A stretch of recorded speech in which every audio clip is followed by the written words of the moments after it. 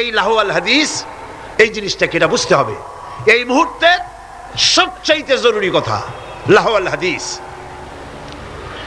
এগুলো হচ্ছে একদিকে আল্লাহর পক্ষ থেকে পথ নির্দেশনা আসছে, অনুগ্রহ আসছে, সেটার নাম হচ্ছে, সেটা দিয়ে লোকেরা লাভবান হচ্ছে, তার নাম কিতাব কোরআন শরীফ।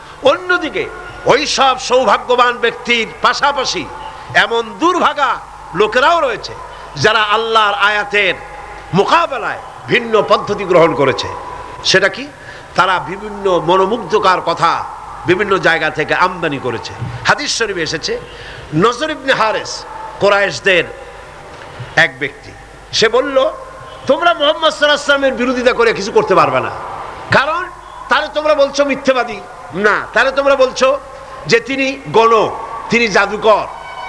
এই কথা বলে তোমরা কুল পাবে না, কারণ তিনি এই সমাজের ভেতরেই বেড়ে উঠেছেন, জিন্দিগিতে তিনি একটি মিথ্যে কথা বলেন নাই, কাউকে ঠকান নাই, কারোর সঙ্গে প্রতারণা করেন নাই।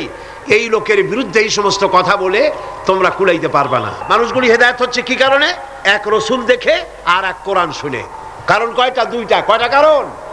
রাসূলুল্লাহর চেহারা দেখে, রাসূলুল্লাহর ব্যবহারে ইসলামের দিকে আকৃষ্ট হচ্ছে, আর কোরআন শুনে মানুষ পাগল হয়ে যাচ্ছে। সুবহানাল্লাহ।